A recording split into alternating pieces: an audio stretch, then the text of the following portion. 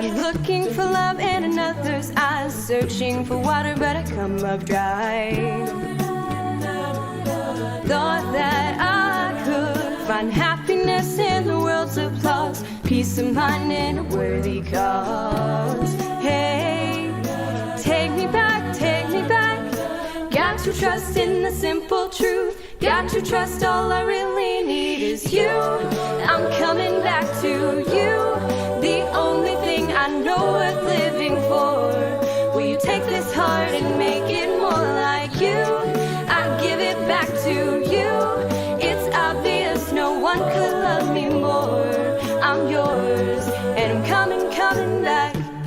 Hey, hey, hey. I'm coming, coming back. Joy that speaks to my deepest needs, arms never far out of reach. Yeah, how your love, it calls to me when I lose my way, holds me close when I feel afraid. Hey, take me back, take me back. Got to trust that I'm safe and sound. Got to trust that it all comes down to you. I'm coming back to you, the only thing I know worth living for. Will you take this heart and make it more like you? I give it back to you. It's obvious no one could love me more. I'm yours and I'm coming, coming back. Hey, hey, I'm coming, coming back.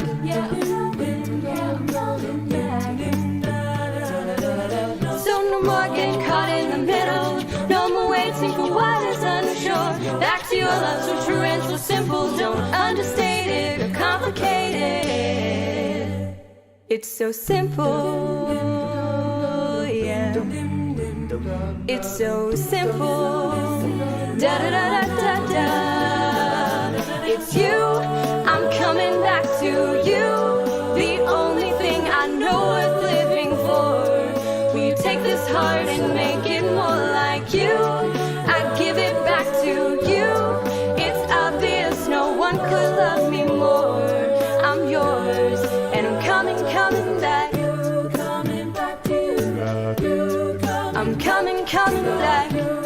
Hey, hey, I'm coming, coming back. I'm yours, I'm yours. Hey, hey, I'm yours, I'm yours. Hey, I'm coming, coming back.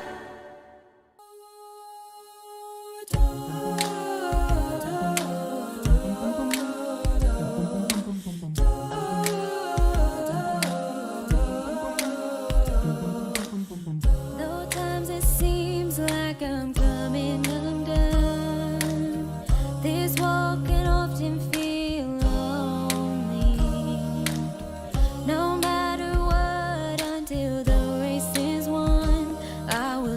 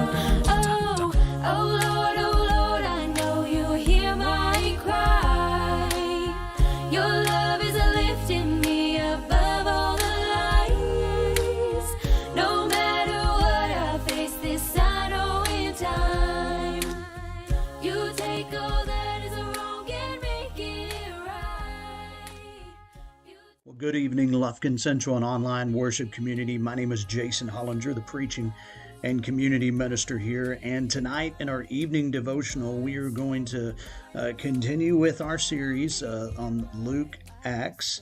And tonight, beginning in chapter 19, we are going to look at a study on the crucifixion of Jesus. We're going to get into that right after this time in worship.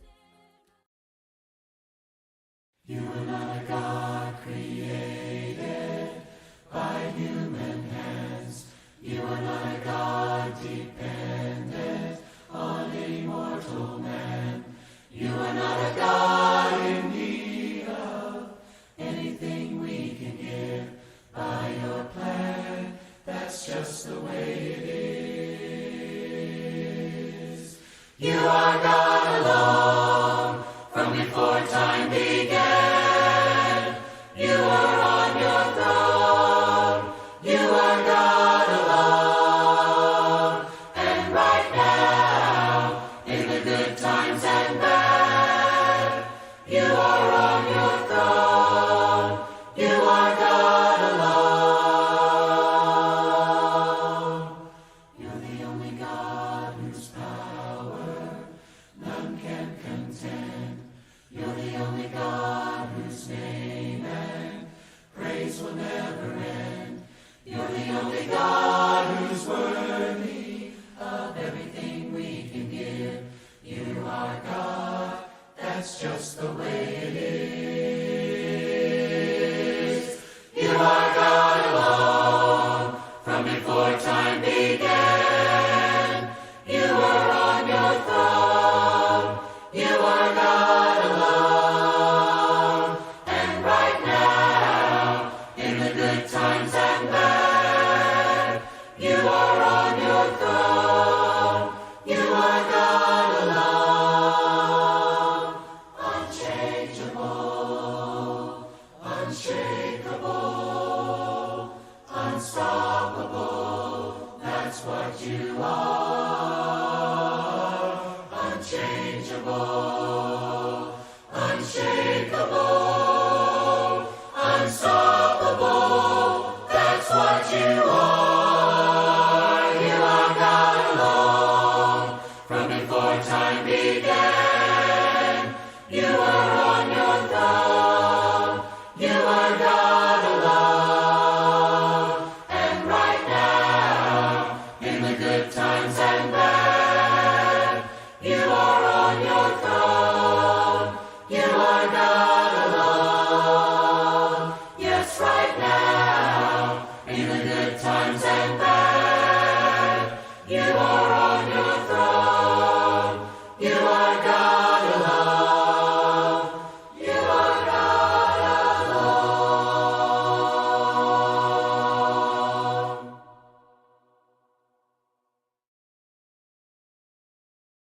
There is none like you. No one else can touch my heart like you do. I can search for all eternity long and find there is none like you.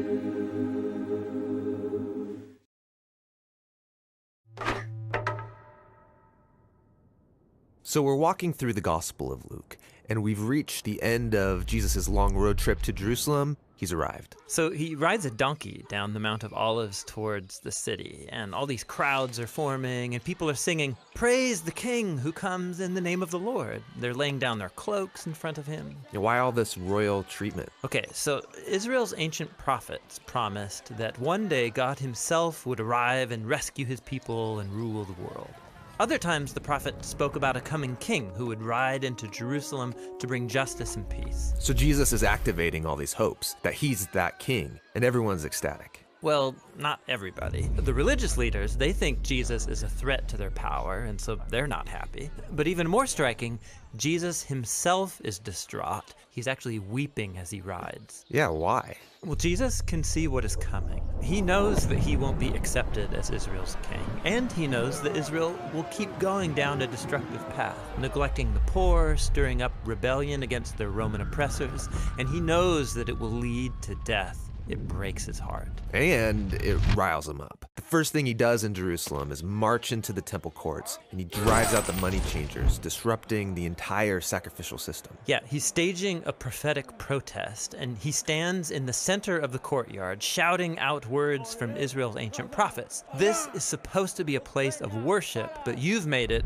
a den of rebels. A den of rebels? Yeah, he's quoting from the prophet Jeremiah, who stood in this same spot, the center of Israel's religious and political power. And he offered the same critique of Israel's leaders, that they're rebellious and corrupt. And they get the message and start to plan to have him killed. Which is no surprise to Jesus. In fact, he planned that all of this would happen during Passover. This is the Holy Week when Jewish people celebrate their ancient story of how God liberated them from slavery and invited them into a covenant relationship. And so Jesus uses the symbols of Passover to reveal the meaning of his coming death. The broken bread was his broken body, and the wine was his blood that would establish a new covenant relationship between God and Israel. Jesus was going to die for his people and open up a new way forward.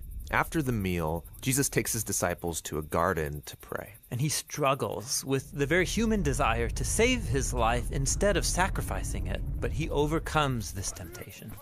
And it's here where the religious leaders, with the temple guards, find him and arrest him. Now, Jerusalem was being ruled by the Roman Empire, and so the temple leaders couldn't execute Jesus without permission from their Roman governor, a man named Pontius Pilate. And so they make up this charge that Jesus is a rebel king stirring up revolution against the Roman emperor.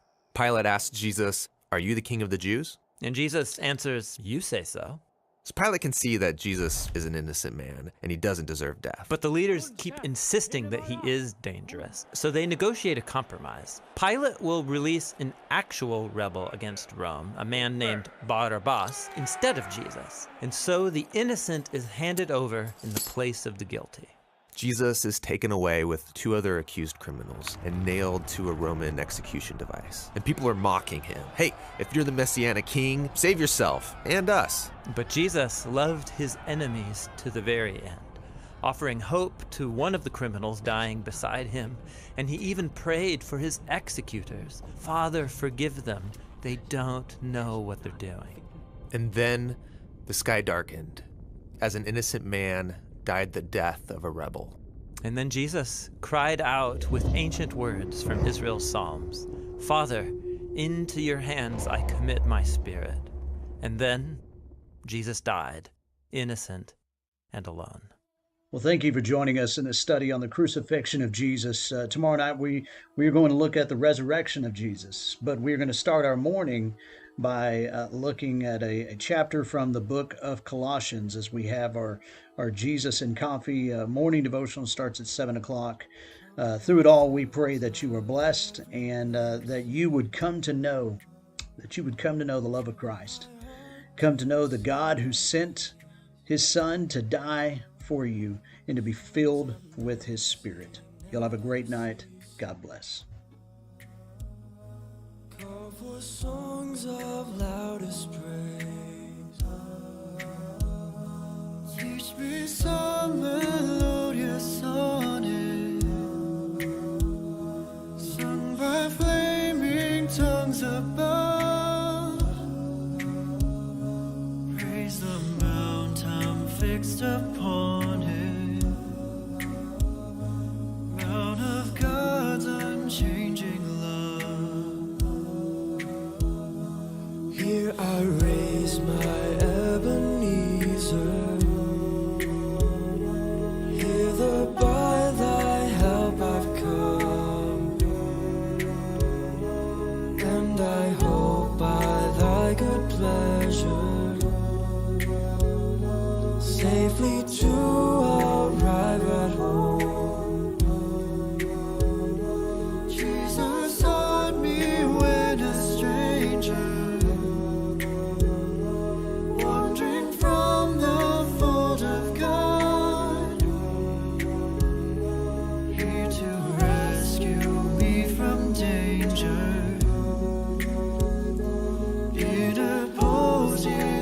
precious blood.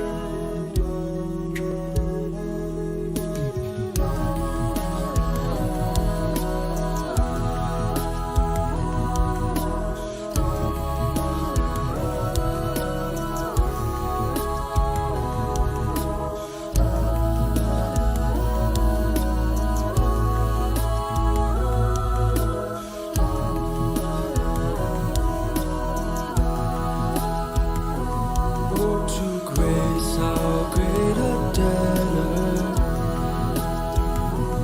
Daily I'm constrained to be. Let thy grace now like a fetter bind my wandering heart to thee.